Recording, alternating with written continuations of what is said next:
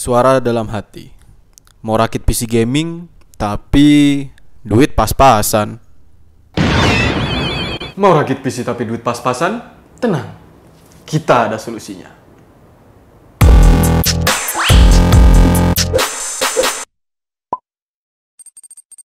Hi and welcome back to One IT Solution for your PC gaming. Bersama saya Bayu, dan kali ini kita memanggil para sobat-sobat Kirihore untuk merapat, dikarenakan konten kali ini kita akan membahas sebuah rakitan PC yang cukup bersahabat untuk para sobat Kirihore nih. Jadi kali ini kita akan merakit PC gaming dengan budget 4 jutaan, dan kali ini kita akan menggunakan komponen yang cukup minimalis lah ya, nggak banyak-banyak amat.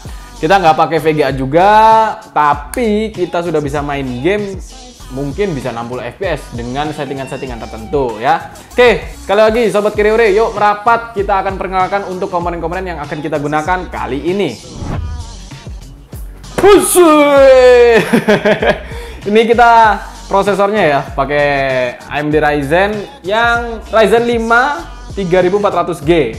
Ini ada 4 core dan 8 thread, dan juga ada Radeon Vega 11 grafiknya. Jadi untuk grafik prosesornya dia udah ada ya. Jadi ini mungkin cukup untuk kebutuhan gaming kita yang mungkin nggak terlalu berat. Mungkin bisa juga berat, nanti kita coba. Oke, lanjut kita ke motherboardnya. Lempar bro. Wih. Ini kita pakai motherboard dari MSI A320MA Pro Max. Di sini sudah pastinya udah soket AM4 ya. Ya, jadi soket AM4 ini emang soket untuk Ryzen. Jadi jangan sampai ketuker, jangan sampai kalian beli Ryzen tapi motherboardnya pakai soketnya Intel. Oke, next kita ada RAM satu lagi. Sorry. Oke, ini kita RAM-nya pakai Kingston. Di sini DDR4 yang satu piece-nya 4 GB. Jadi total ada 8 GB. Ya cukup lah kalau kita main game yang mungkin kompetitif seperti Dota, Valorant, LoL dengan settingan tertentu. Tapi jaminannya kita pasti bisa main Genshin sini. Pasti fix. Ntar kita lihat. Oke, lanjut. Nah, ini untuk penyimpanannya kita pakai SSD dari VC Pro yang 128 GB. SSD ya, biar nggak bootingnya kelamaan. Kalau pakai hard disk sudah tahu sendiri lama loadingnya. Jadi kalau bang kok lama sih loadingnya ya kalau nyalain komputernya, pakai apa bro? Hard disk? You don't say bro. Karena memang di situ ada perbedaannya ya, untuk secara pemprosesannya lah ya, ibaratnya pemprosesannya emang lebih kenceng SSD. Jadi itulah kenapa kita pakai SSD. Tapi kenapa kok kecil-kecil? Mahal bro, mahal. Kalau mau pakai yang 1 tera nih, nggak tahu lah, cek sendiri ya, ada kok di Tokopedia kita. Oke, yang terakhir kita sebentar, besar nggak dilempar ya ini. Kalau yang ini nggak dilempar bro. Ada tangan-tangan dewa itu ya dia. Nih, kita casingnya pakai Infinity yang 03. Ada LED stripnya. Nih, udah kelihatan gaming-gaming lah. Jadi ini kita pakainya yang Infinity 03. Ini itu micro ATX. Jadi kalau kalian misal, ini kan kita nggak pakai VGA ya. Ceritanya nih, kan kita lagi edisi Kirihore ya. Nggak ada VGA-nya. Jadi micro ATX. Untuk sedikit informasi ya buat teman-teman yang mungkin nggak tahu. Jadi di micro ATX ini space-nya dia ini kecil, sehingga kalau kalian nih mau upgrade, mau kalian kasih VGA, itu jangan pakai yang triple fan. Jangan yang besar-besar ya. Jadi kalau kalian pakai yang triple fan, udah pasti nggak akan cukup nih. Nggak cukup bro, jangan dipaksa bro. Sempit-sempit bro, dipaksa bro. Oke, jadi kayak gini rakitan yang ini udah kerakit sih ya bro, biar nggak lama-lama ya. Ini udah kerakit, habis ini kita tes. Oh ya, untuk harganya sendiri, ini totalnya yaitu Rp4.099.000. Nah, jadi ya terbilang mungkin nggak kere-kere amat lah ya. Ini untuk konteksnya adalah seminimal mungkin tapi seefektif mungkin nih. Jadi gini. Langsung diklarifikasi. Ya, langsung diklarifikasi. Katanya Kirihore kok 4 juta? Ya, sabar. Kita di sini kan pakai prosesor Ryzen 5 3400G. Prosesor ini itu terbilang sangat worth it kalau kalian rakit segini. Karena apa? Karena kedepannya kalau kalian mau upgrade itu udah maksudnya jadi cocok gitu loh. Jadi enak gitu loh kalau mau upgrade gitu. Jadi nggak nanggung. Kenapa kok nggak nanggung? Biar nggak bottleneck. Nah, tuh ya teman-teman ya yang belum tahu. Waspada dengan bottleneck. Bottleneck adalah ketika performa dari GPU kalian nggak bisa diangkat 100% oleh prosesor. Jadinya terjadi bottleneck. Ngaruh nggak sih? Ya ngaruh.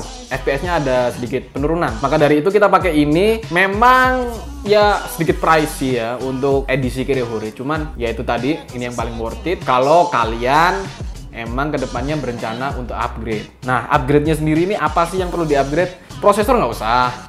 Casing mau di-upgrade silakan. Kalian bisa pakai casing lebih tinggi lagi atau yang lebih besar lagi. Monggo. Kemudian kalau misalkan VGA-nya kurang, ya udah ditambah VGA-nya. Tapi ini untuk power supply-nya sendiri itu sudah bawaan dari casing ini. Dan dia ini 250 watt.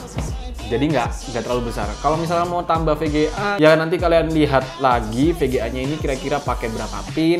Dan mungkin paling amannya nih kalian bisa upgrade ke 400 atau 500 watt. Tergantung VGA kalian. Kalau kalian bingung, konsultasi aja. Kita bisa menyediakan konsultasi. Dan kontak personnya sudah tersedia di deskripsi. Oke, nggak usah lama-lama, nggak usah kebanyakan bacot nih ya. Kita akan langsung review untuk performanya. Oh ya, ini untuk performanya kita nggak pakai record di in-game ya. Jadi kita akan recordnya dari kamera biar nggak ada penurunan performa dari si mungil ini. Jadi, mari kita mulai mereview. Oke, sekarang kita sudah siap untuk menguji dari performa PC edisi Kirihore ini. Oke, yang pertama kita akan mencoba Genshin Impact. Di sini kita pakai settingan paling low nih ya. Kita pakai yang lowest. Tapi kita ada rubah sedikit, FPS-nya kita naikkan hingga 60, kemudian VC-nya kita matikan. Render resolution ya cukup lah. Nah ini ya low semua, off. Wih apa nih hack nih? Oke, jadi yang kita dapat FPS-nya adalah ya 50-an lah. Kita ada di angka 50 FPS. Ya turunnya sampai 39 dong. Gimana nih? Tapi untuk performa mainnya ini kita skip. Nggak turun, tapi tadi sempat ada nge-freeze ya. Tadi sempat ada nge-freeze-nya sedikit. Itu kira-kira cuman turun di angka 40. Langsung aja coba. Skill blur. Wow. Turunnya sampai 6. Ya apa nih? Ya kira-kira seperti itulah ya. Dropnya itu ya tadi sih mungkin efeknya terlalu besar ya. Dia dropnya kira-kira sampai di angka normalnya 30. Karena tadi nge-freeze dia sampai 6. Tapi normalnya dia sampai 30-an FPS. Untuk pengalaman bermain. Nih, pengalaman bermain kalau main ini jujur aku sendiri masih oke ya. Masih menikmati. Tapi kita akan coba nih, kita turunkan resolusinya. Karena di sini kita menggunakan resolusi 1080 ya. Turun ke 720. 720 di Genshin di bawah 1080 dia jadi ini ya, window mode ya. Full effect. Boom. Turunnya di 40. Kalau yang tadi kita turunnya di 30-an. Perbedaannya itu nggak jauh-jauh banget. Jadi ya udah sih. 1080 oke lah. Kalau dari aku sendiri prefer lebih suka pakai yang 1080 karena memang kebiasaan ya. Meskipun ada nge-freeze-nya dikit, tapi nggak terlalu masalah sih. Jadi ya untuk main Genshin masih sangat playable.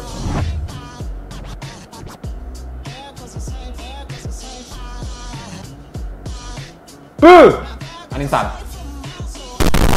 Oke, kita ke game berikutnya. Sekarang kita ada di Dota 2. Ini kita ada di settingan, bentar, aku juga tidak tahu. Kita ada di settingan medium. Ya, medium. Terus resolusinya borderless window 1080. Graphic quality medium, shadow quality medium aja. Render quality 100%. Ini nggak di low ya. Ini pakai yang segini doang. Dan FPS-nya ya yuk bagus lah, ini bagus.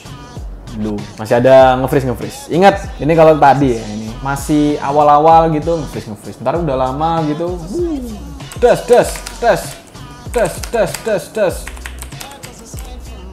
50-an. Ya. Turunnya di 50-an, padahal settingnya medium. Nggak pakai VGA, 53.400. Coba lagi. Yuk. 4642, paling bawahnya 42. Full skill invoker, nggak full sih. Ya baru beberapa lah. Coba lagi. Iya, dicoba lagi. 1, 2, 3, 4. 41, 36, 34. Ya, 34. Jadi penurunannya untuk game ini nggak terlalu jauh. Selama mainnya juga enak, nih ya, mau nasib enak. Tapi ini di settingan medium. Coba sekalian. Kalau mau yang low gimana bang? Enak gak? Nih, low, tapi render quality-nya 100%. Biar enak dilihatnya. Dapatnya 100. Mantep gak tuh? Gak pakai VGA. VGA-nya bawaan prosesor. Udah bisa kayak gini. 100 FPS main Dota 2. Siapa nggak mau? Kirihore nih bro. Kirihore selalu di depan. Ada hashtagnya itu, ada yang kemarin bikin nih kayak gini nih contohnya. Kirihore, hashtag Kirihore selalu di depan. Ya ini selalu di depan. Soalnya bisa kayak gini bro. 67, 64, settingan low, pam. Ya 36 lah turunnya. Jadi ya Dota 2 mantap. Dota 2 aman. Yuk lanjut. Oke, sekarang kita cobain Apex Legends yang dari Steam ya. Ini aku cobainnya. Nggak ada bedanya sih. Nah, ini untuk settingannya aku pakai 720 ya untuk resolusinya. Kemudian untuk grafik settingnya yang lainnya ini aku disablein semua, aku lowin semua pokoknya rata kiri. Jadi, nah ini ya, ini udah semua rata kiri 720. Hasilnya adalah kita dapat 70-an FPS. Kenapa kok aku turunin ke 720? Nah, karena ini nih, kalian lihat sendiri ya. Naikin ke 1080. Dari 70 FPS, ingat 70 FPS, perbedaannya jauh banget sih ini. Jadi tadi 70 FPS kita naikin ke 1080, hasilnya jadi 41, stabil, benar-benar stabil 40 ya. Si 4039. Ngomong playable ya kurang sih karena ini untuk game kompetitif ya. Sebenarnya kurang banget sih. Jadi itulah kita turunin ke 720. Tapi cobain juga yang 900 sih. Yang aku turunin 1. Not bad gitu ya. Nggak buruk sih. Cuman tetap aja sih kurang enak. Kalau misalkan kalian memang ya kurang suka dengan grafik yang low, mungkin kurang rekomen. Tapi kalau misalkan kalian memang pecinta gameplaynya atau memang lebih prefer untuk kesenangan bermainnya dengan tidak memperdulikan grafik atau kualitas grafiknya, ya it's okay gitu loh. Kalian bisa turunin ke resolusi 1600 x 900 atau 1280 x 720. Rekomen kalau dari aku sih 720 sih, resolusi 720 itu paling enak. Karena dia bisa di angka 70-an FPS. Jadi kalau mau main Apex di rakitan ini masih rekomen. Tapi ingat settingannya di low-in semua. Kalau kalian naikin berat, nggak rekomen. Penutupan di game yang terakhir nih, kita cobain game yang nggak masuk akal buat kita coba ya. Tapi kesel aja sih kalau ada yang nanya, bang cobain Cyberpunk, bang cobain Cyberpunk. Itu pada nanyanya di rakitnya 3 jutaan nih. Mumpung lagi ada yang ya di atasnya dikit lah 4 jutaan. Lihat sendiri, kira-kira bisa apa enggak. Ini ya, settingannya kita pakai yang low, rata kiri. Semua benar-benar kiri. Videonya full screen 720 ya. Nih ya, sekarang kita coba lihat nih. Belum main, masih di prolognya. Lihat sendiri. Wow. Bro. Ya. 25 FPS. Tuh. 30 FPS. Padahal ini masih di dalam. Yang mana ini tuh masih di dalam. Belum ketemu sama environment luar. Partikelnya masih belum sebanyak di luar. Dia udah dapat 30 lah.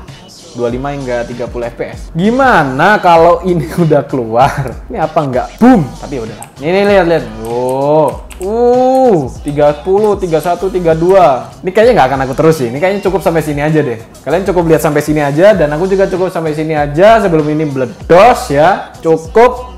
Enough is enough.